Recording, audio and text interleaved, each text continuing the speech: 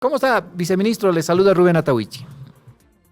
¿Cómo estás, Rubén? Buenos días, un saludo muy cordial. Estaba escuchando atentamente tu introducción, un pequeño aporte, pero creo que para mí es muy significativo. La lucha histórica de las mujeres mineras, de los hombres mineros posteriormente y todo el movimiento popular que se plegó a esa masiva huelga de hambre. No debemos olvidarnos que ahí estuvieron un grupo de sacerdotes, los que en aquel entonces los llamaban los curas tercermundistas, los que enarbolaron la teología de la liberación, de cuyo producto soy parte de esa experiencia inolvidable, pero también parte de esa formación ideológica de nuestra generación, la llamada generación de oro. Y ahí debo recordar al padre Gregorio Iriarte, por ejemplo. Claro que sí. El padre histórico que escribió ese libro que nos abrió los ojos a muchos bolivianos, Historia de la realidad boliviana, en sus varias ediciones, que fue como la Biblia nuestra para poder entender qué es lo que estaba pasando en nuestro territorio. Bueno, un momento muy, muy hermoso, muy grato, recordar la juventud, nuestra juventud que en su momento fue, creo yo, la única generación que ideológicamente tuvo la posibilidad de ser formada. Bueno, pero son recuerdos gratos. Gracias por... Podemos recordarlo, viceministro, a ver qué experiencia o qué recuerdos o qué memoria tiene de sus lecturas históricas respecto de este septenio desastroso, trágico que ha sufrido el país. Universidades cerradas, dirigentes perseguidos, también los dirigentes del movimiento de la izquierda revolucionaria que estaban haciendo en la Universidad Mayor de San Andrés. Y esa dirigencia precisamente años después se convirtió en aliada de Hugo Banzer Suárez, ya cuando este se democratizó a ese fenómeno, a ese hecho histórico, posteriormente se ha llamado el haber cruzado los ríos de sangre. ¿Qué nos puede contar de la lectura histórica o de sus memorias, Juan Carlos? Mira, el periodo del MIR creo que tuvieron un momento histórico que marcó mucho la vida de MIR. Tú recordarás de los famosos sirios dorados, de los militares robaineses, que creo que fueron los que al final iniciaron el camino de la pérdida del rumbo histórico de este gran movimiento que se había gestado, no solamente en Bolivia, tú recordarás también el MIR chileno. El Plan Cóndor. Que agarró del MIR chileno parte de la ideología de lucha del Che y también de la experiencia boliviana. Hubo mucho intercambio entre combatientes, militantes de izquierda, entre el MIR boliviano y el MIR chileno. Bueno, y ahí viene el Plan Cóndor, donde obviamente que el gobierno de la dictadura de Banzer era parte de esa estructura del famoso Plan Cóndor. Claro que sí. Muchos militares posteriormente, cuando estuvieron sentados ante los tribunales, negaron rotundamente. Pero ese plan existió y estaba centrado básicamente en el exterminio de los militantes de izquierda de aquel entonces. ¿Cuántos nombres anónimos hay de aquellos jóvenes dirigentes obreros, campesinos que dieron su vida por la democracia que hoy en día estamos viviendo? Muchas veces el pueblo boliviano olvida esos momentos, y tú lo decías también. Jorge Tuto Quiroga es parte de esa estructura. Tú recordarás cuando hubo la crisis en la ADN, cuando el general Banzer fue diagnosticado con esa enfermedad que luego le cobró la vida. Un grupo de militares van a una reunión con Banzer, porque te lo contó Banzer, y le plantean que renuncie para dar paso a Tuto Quiroga. Y Banzer les dice, más vale 1 gramo de lealtad que 1000 gramos de inteligencia. Así porque fue. los adenistas entonces le dicen al general de un paso al costado, renuncie, usted ya no puede, y aquí tenemos a un gran intelectual que puede conducir los destinos del país. Esa frase histórica, muchos se han olvidado del pueblo boliviano. Y tú sabrás, Rubén, que la base fundamental de la política es la lealtad. Es la lealtad. Y muchos, por ejemplo, cuentan momentos históricos de la historia del mundo que algunos se lo dan a algunos líderes como Napoleón, otros se lo dan a los líderes romanos. Cuando un traidor va al frente enemigo y le dice, y yo te voy a hacer ganar la guerra, te voy a dar toda la información del ejército enemigo tuyo, pero que era mi aliado, a cambio de que me des estas recompensas. El general acepta y le dice, muy bien, pásate a nuestro mando, le hace ganar la guerra, y cuando el militar traidor va a pedir su recompensa, el general vencedor le dice, tu recompensa es el fusilamiento. Porque si tú has sido capaz de traicionar a tu mejor amigo, a la gente que te formó, a mí me vas a traicionar cualquier rato. Así que tu premio es fusilamiento y paredón y deje de contar. La lealtad es la base fundamental de la política. Y aquel que ha sido desleal una vez va a ser desleal siempre. Mi criterio. Así es. Una opinión personal. Ahora, obviamente recordamos la Operación Cóndor, el Plan Cóndor, que era un conjunto de coordinaciones entre los gobiernos de entonces, de Uruguay, Paraguay, Brasil, Argentina, Chile. Allí, ¿cómo no vamos a olvidar estos nombres que han perseguido, matado, asesinado, exiliado, como Augusto Pinochet en Chile, Rafael Vilela en Argentina, Alfredo Stroessner, y en Bolivia, Hugo Banzer Suárez. 21 de agosto de 2025, 54 años, como hoy, de la dictadura de Banzer. A materia nos vamos, viceministro Calvi Montes. No estaba planificada esta charla sobre la historia nefasta que ha tenido nuestro país en el siglo pasado. Nos preocupa, viceministro, la situación de los incendios, aunque debemos admitirlo, a estas alturas del año pasado nuestro cielo paceño estuvo lleno de humareda, producto de los chaqueos y también de los incendios descontrolados. Ayer el gobierno ha decidido declarar a través de un decreto la situación de desastre o de emergencia nacional. ¿En qué consiste esta medida? ¿Qué va a implicar aplicarla, viceministro? Solamente para complementar la primera parte, Vamos. 8 de la mañana, 21 de agosto, ya las primeras resistencias se estaban dando en las universidades. Sí. Y la UNSA fue uno de los centros de resistencia, y a esta hora ya se estaba preparando el asalto a la Universidad Mayor de San Andrés. Y a las 10 de la mañana estaban empezando a caer los primeros presos y los primeros fallecidos, producto de la resistencia a este gobierno nefasto. Pero bueno, yéndonos a nuestro tema, efectivamente nuestro gobierno el día de ayer, el presidente Lucho, con su gabinete, ha emitido un decreto de emergencia nacional por incendios forestales, ante la probabilidad inminente de que si continúan los chaqueos descontrolados, continúan las manos criminales de las personas que premeditadamente están prendiendo fuego a nuestras reservas naturales, a nuestros parques, puede desencadenar un evento similar al del año pasado. No diré igual, similar, porque estamos muy lejos de poder llegar a las cifras que hemos llegado el año pasado. Este decreto es un llamado de atención, además, a los gobiernos municipales y a los gobiernos departamentales. En este momento hay fuego todavía en Cochabamba, en Santa Cruz y en el Beni.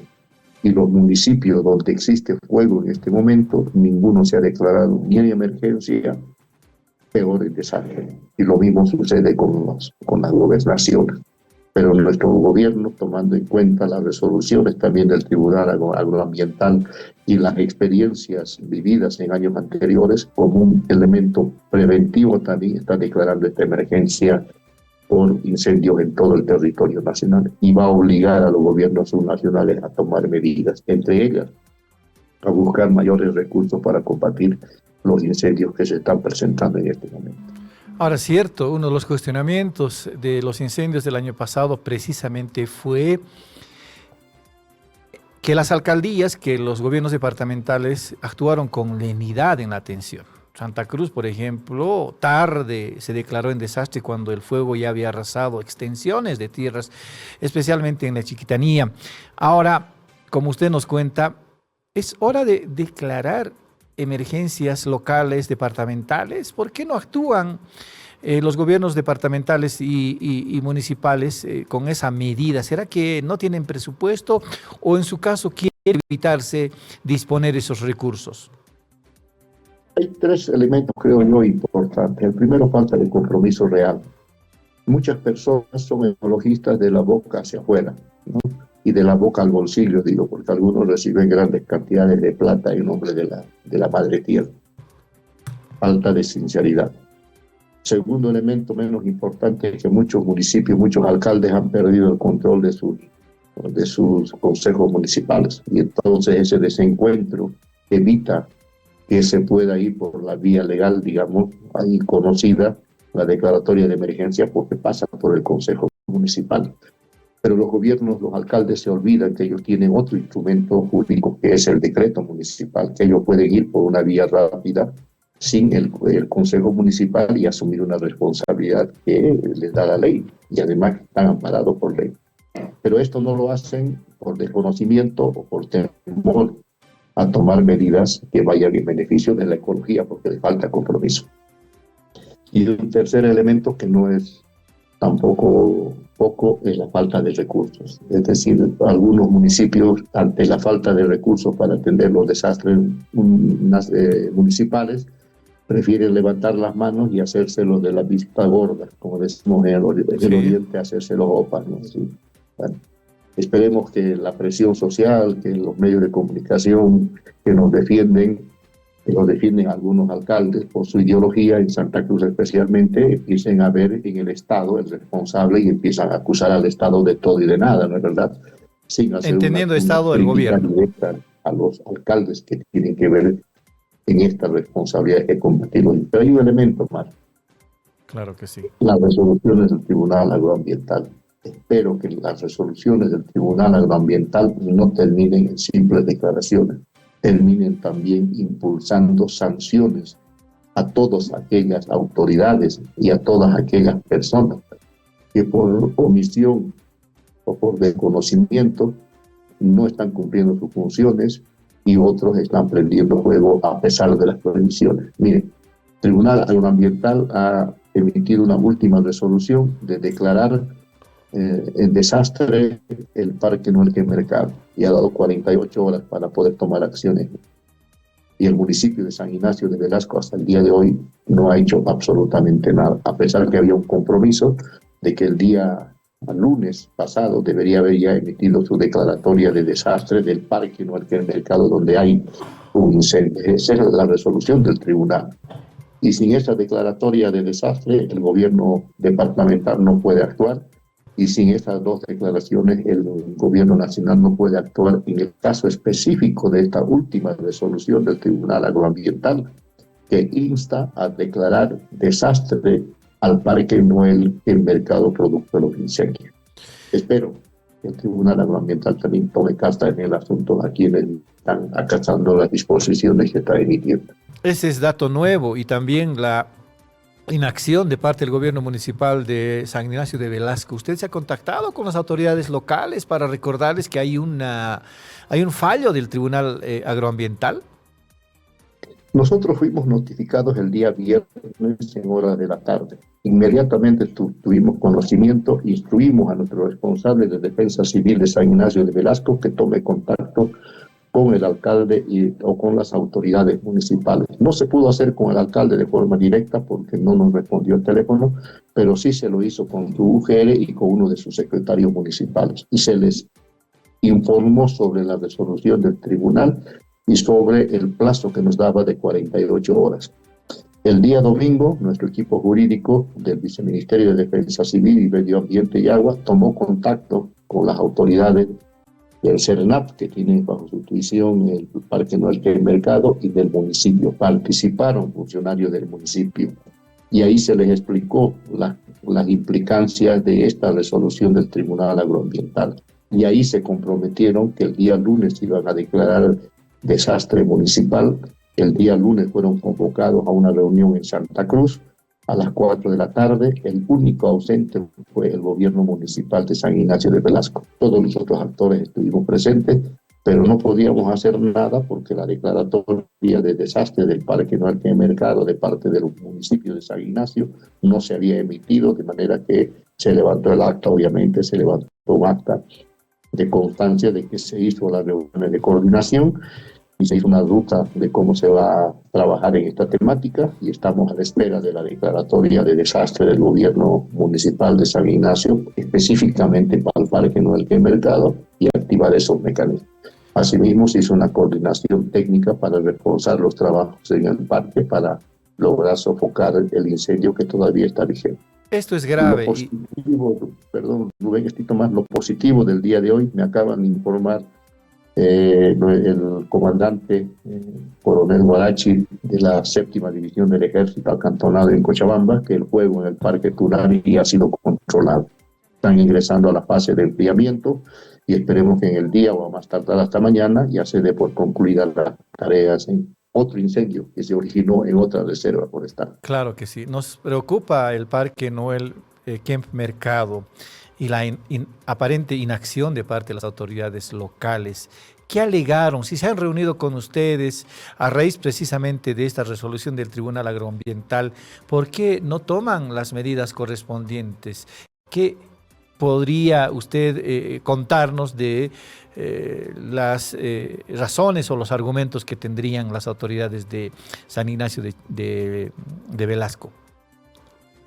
No he tenido contacto directo, pero lo que sí, por información y por las actas que tengo, es que la reunión del día domingo, los equipos jurídicos y técnicos trabajaron para presentar una propuesta el día lunes. Nos llamó la atención que el día lunes no estén presentes. Tengo entendido que el viceministro Gilvio de Medio Ambiente y Agua estuvo en contacto permanente con el alcalde. No conozco cuáles son los argumentos directos, pero bueno, el resultado es que no se ha emitido esa declaratoria y estamos con esa deficiencia.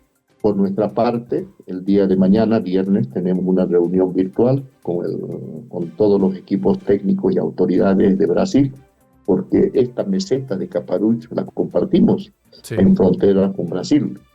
Y tenemos que también acciones, como dice el Tribunal Agroambiental, activar todos nuestros mecanismos de coordinación. Entonces también lo estamos haciendo con el gobierno brasileño, aunque no hay todavía peligro de que el fuego que existe en la meseta pueda pasar a territorio brasileño, porque el sector se ha controlado, pero ya tenemos que empezar a tomar algunas medidas, porque el año pasado el fuego inicial del parque del AMI San Matías y del Parque Noel Mercado ingresó del lado brasileño, y posteriormente ya del lado nuestro también ingresaron.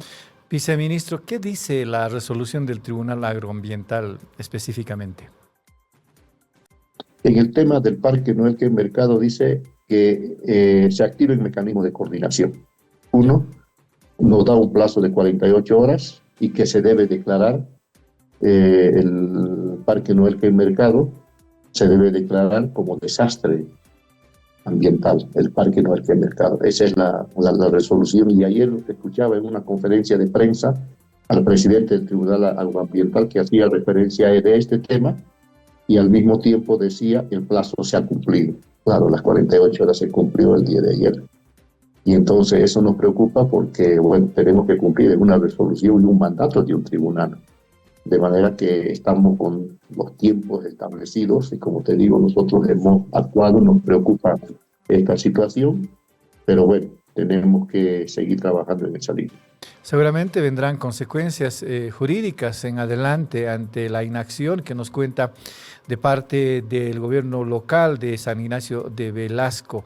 Aparentemente, según nos cuenta el viceministro Calvimontes, su despacho ha cumplido, ha intentado coordinar. De todas maneras, no hay medidas. ¿Y cuánto está avanzando el fuego o cómo se encuentra la situación de los incendios en el parque? Hasta el momento, el incendio en el Parque Noel Mercado fue el incendio más grande que estamos combatiendo. Un lugar inaccesible, no nos olvidemos que es una meseta que está a gran altura. Para el lado boliviano, la única forma de llegar con los equipos ha sido vía aérea. Tenemos helicópteros que están trabajando en la zona, más de 100 bomberos y apoyo de comunarios, bomberos de la gobernación, bomberos nuestros están en el lugar. La vegetación es extremadamente difícil. Pastizales de más de 1,5 metros de altura, secos, vientos fuertes, el lugar muy inhóspito. Hemos intentado armar 2 campamentos, hemos tenido que suspender por un tema de seguridad de los bomberos. En las noches se ha visto merodear los campamentos por animales salvajes propios del lugar, no solamente reptiles, sino también felinos, que por un tema de seguridad hemos tenido que sacar los campamentos bueno, y en este momento siguen trabajando. Tenemos entendido que gran parte de la línea de fuego ya ha sido controlada, no ha sido sofocada, controlada. Hay varias vertientes de agua que nos pueden ayudar en el tema de una sofocación natural, pero todavía estimamos que unos 2 o 3 días más se va a seguir combatiendo en el lugar. Lamentablemente, como te digo, el lugar muy inhóspito, muy complicado, pero bueno, la tarea de nuestras Fuerzas Armadas es titánica. Más de 700 bomberos hasta el momento ya se han movilizado.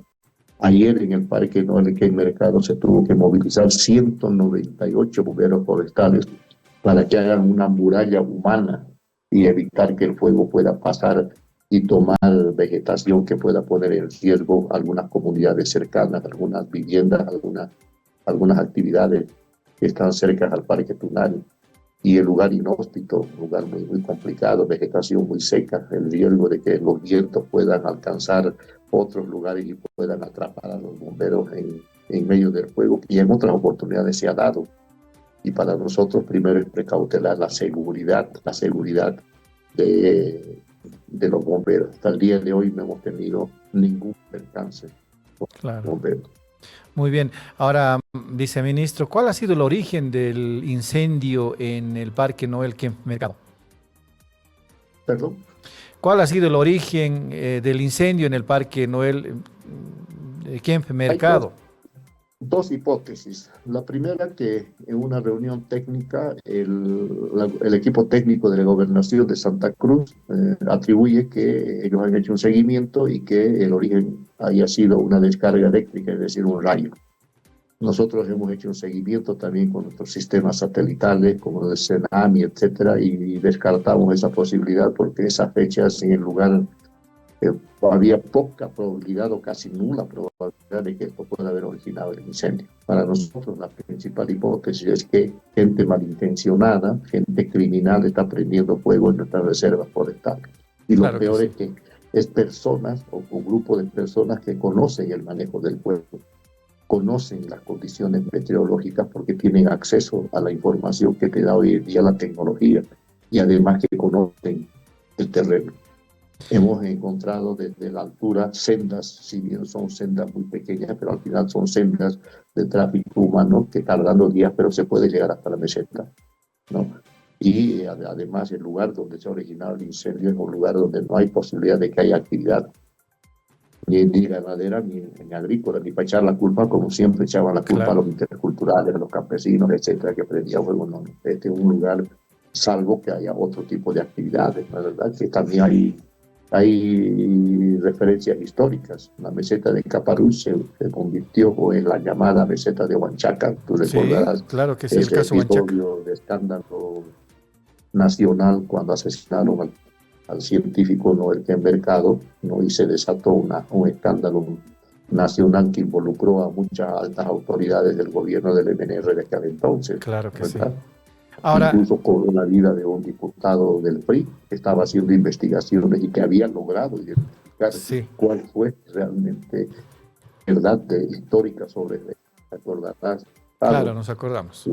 Que fue asesinado y su mujer luego fue también asesinada con un simulacro de un accidente de tránsito. Bueno, esa es la historia. Nos acordamos de Salazar, del diputado, como también de Barthélémy. Edmundo Salazar. Edmundo Salazar y del ministro Barthélémy. Ahora, recordará usted... sí. La autoridad estaba uno de los Duranes de la MNR. Claro que sí. Ahora, ¿habrá actividad del narcotráfico todavía ahí? Porque uno no entiende para qué quemar, salvo que por una necesidad de la actividad, porque quemando en algún momento se podrían poner en evidencia, como que aparentemente está ocurriendo. Mientras el fuego sigue, las autoridades van a estar sofocando el fuego y quizás descubran lo que no quisieran que descubra. ¿Puede haber actividad ilícita en ese sector? Es un tema muy delicado ingresar a ese, pero no se descarta en este momento ninguna posibilidad dentro de las hipótesis que se tiene que manejar, ¿no es verdad? Pero lo que nos preocupa es que, bueno, en este año 9 reservas y parques están siendo atacados. 9. De los más afectados, la reserva de Sama, en Tarija, 3 fuegos originados casi simultáneamente, ¿no? Una de las hipótesis que decían en Tarija era que habría reventado un transformador eléctrico o un cable hubiera caído y eso originado el fuego, ¿no? CETAR, que es la empresa eléctrica del lugar, hemos enviado una nota, ellos nos han respondido y han descartado totalmente esa hipótesis, no hay posibilidad de que haya sido producto de eso, entonces tiene que haber sido otra causa, porque simultáneamente han aparecido tres lugares de fuego y por las condiciones del terreno seco, pastizales y el viento en ese entonces ha originado semejante incendio en la reserva de Sama.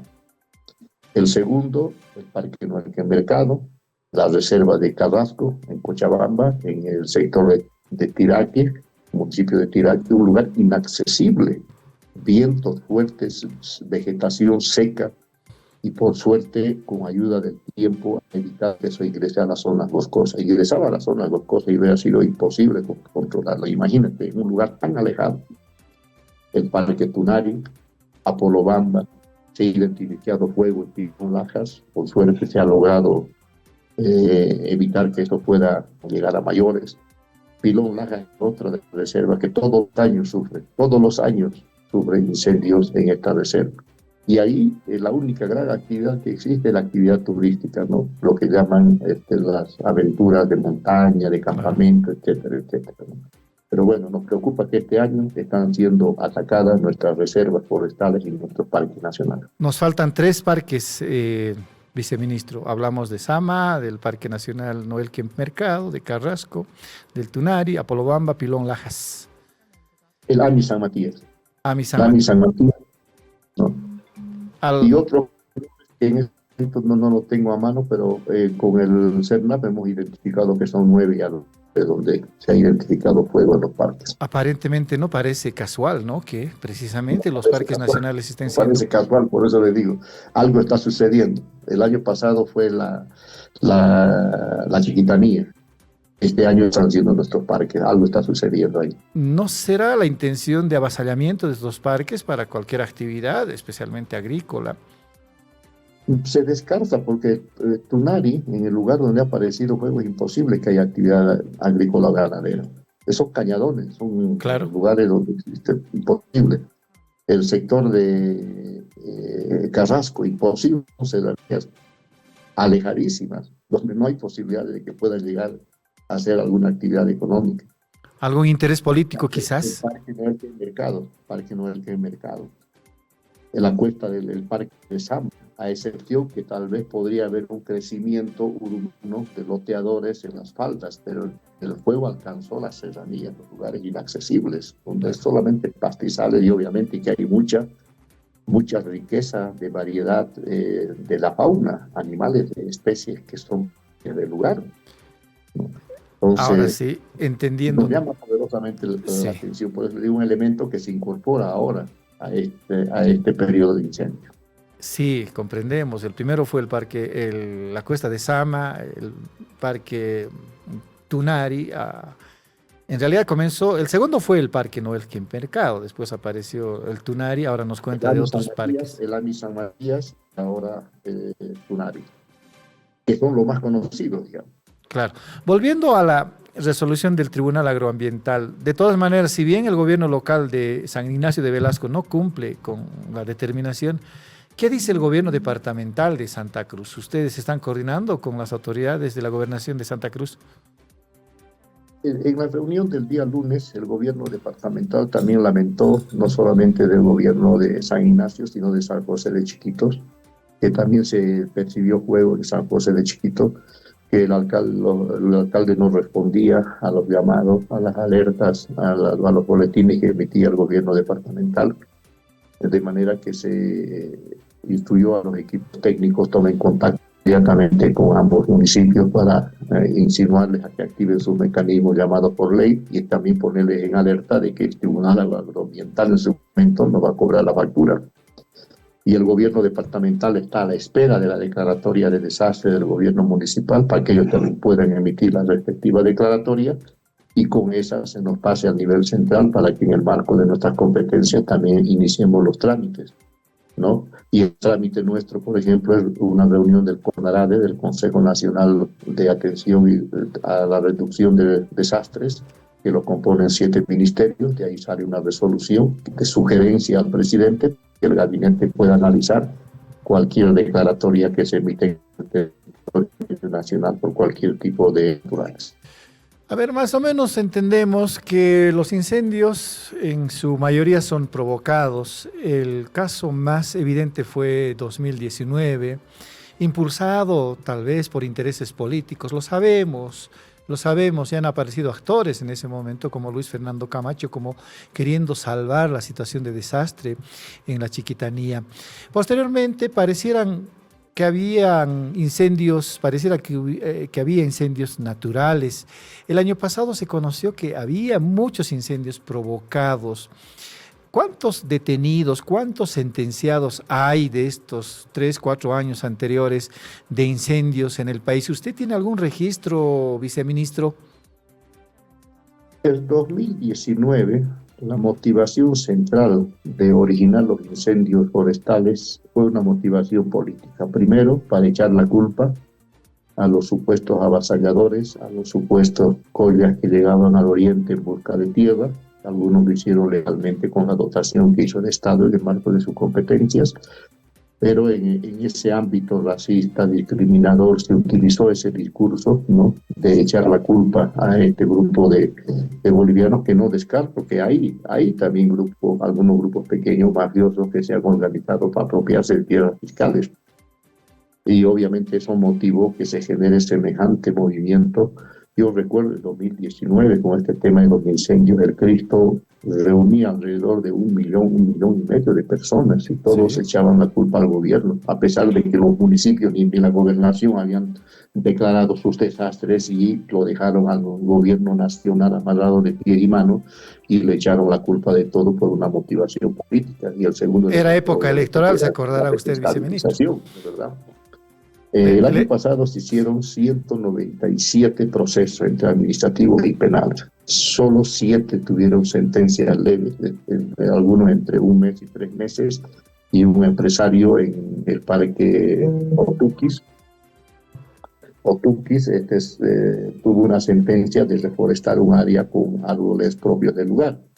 Esas fue las mínimas sanciones, pero bueno, eran 167 y solamente 7 fueron las que llegaron a algún proceso administrativo o penal. ¿Qué no hay que volver a hacer en estos incendios? ¿Qué experiencia tenemos?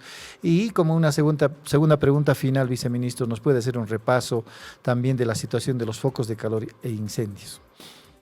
En este momento tenemos registrado hasta las 9 de la mañana, que va a ser nuestra actualización. El día de ayer hemos cerrado con 840 focos de calor, la mayor parte concentrados en Santa Cruz, 632, en el Beni 171. Tenemos fuego activo en 3 departamentos, en Cochabamba, en el Tunari, en el Beni, en Puerto Siles, en Santa Cruz, en Ascensión de Guarayos, el Carmen Rivero Torres, San Ignacio de Velasco, San José de Chiquitos y San Miguel. El Comando Conjunto ha movilizado y ha apagado 57 incendios forestales, movilizado 1.085 efectivos militares, 70 unidades militares se han movilizado en el territorio nacional. Tenemos 2 helicópteros en este momento operando en la zona. Ambos helicópteros ya han descargado más de 90.000 litros de agua. Hay 61 procesos ya aperturados, 58 administrativos, 3 penales. El índice de la calidad del aire, solamente un municipio tiene calidad de bueno, que es Trinidad. Calidad regular está por encima de los 100, Santa Cruz, Quillacollo, Cobija, La Paz, Oruro, Potosí y Sucre. Digo, Tarija, con índice malo, por encima de los 100 está Sucre. En el cuadro comparativo acumulativo de focos de calor, el año pasado, en agosto, fueron 751.332, y hasta la fecha solo se registran 34.020. Es decir, que hay una reducción considerable en relación a los focos de calor y a los incendios en relación al año pasado. Sí, se percibe eso. Le preguntaba también sobre la experiencia, qué no hay que hacer, cómo hay que atender este tipo de problemas. El tema central es un tema estructural, Rubén, y está en función de la tierra. Están utilizando los incendios para apropiarse de tierras fiscales. Por eso que el año pasado la pausa ecológica decía que esas tierras fiscales que fueron afectadas por los incendios no se podían dotar durante 5 años mínimo. El segundo tema es que si no se cambia la forma de mejorar la tierra para la agricultura y la ganadería, si no se reemplaza el fuego por la tecnología, va a ser difícil también poder frenar los incendios forestales. Hay otros países que ya no utilizan el fuego para habilitar tierra, tienen un sistema mecanizado. Ahora, esta última pregunta, viceministro. ¿Cómo se atiende esta situación? Se habla de leyes incendiarias y por el momento hay una norma, por lo menos para los incendios controlados. ¿Esto está vigente todavía? Bueno, lo vigente en este momento es lo que ha fallado el Tribunal Agroambiental. Continúa la pausa ecológica, no se puede hacer chaqueo, no se puede hacer quema y las autoridades tenemos que cumplir nuestra función para la cual hemos sido elegidos. Muy bien.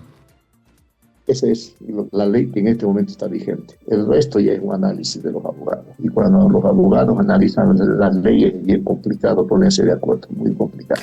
Claro que sí. Gracias, viceministro. Ha sido un gusto hablar con usted, primero de la historia del país, luego analizar la situación de los incendios que tienen muchos trasfondos y preocupaciones también de algunas autoridades.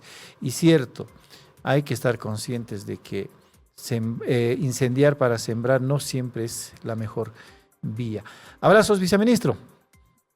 Bueno, muchas gracias, Rubén. Y hay que reflexionar sobre el famoso término técnico desarrollo sostenible y sustentable. Claro. Creo que ahí tenemos que reflexionar mucho. Muchas gracias. Hasta una próxima oportunidad. Hasta luego, le decimos al viceministro Juan Carlos Calvimontes, él es de Defensa